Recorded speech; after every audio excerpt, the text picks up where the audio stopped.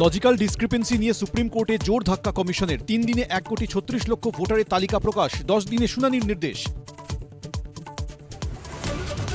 SIR নথি হিসেবে মাধ্যমিকে অ্যাডমিট কার্ডকে মান্যতা, শুনানিতে প্রতিনিধি নিয়ে যেতে পারেন ভোটার, যেতে পারেন বিএলএও, জানালো সুপ্রিম কোর্ট। কোথাও যেন আইন শৃঙ্খলার অবনতি না হয় দায়িত্ব ডিজির। এসআইআর মামলার নির্দেশ সুপ্রিম কোর্টের, পর্যাপ্ত কর্মী দিতে রাজ্য সরকারকেও নির্দেশ। জেপি নাড্ডার জায়গায় উত্তরসূরি নীতিন নবীন, বিনা প্রতিদ্বন্দ্বিতায় বিজেপির সর্বভারতীয় সভাপতি হলেন সর্বকনিষ্ঠ বিহারের নেতা। আজ আনুষ্ঠানিক ঘোষণা। দত্তাবাদের স্বর্ণ ব্যবসায়ী খুন, সুপ্রিম কোর্টেও রাজগঞ্জের বিডিওর ধাক্কা, শুক্রবারের মধ্যে প্রশান্ত বর্মনকে আত্মসমর্পণ করে জামিনের আর্জি জানানোর নির্দেশ।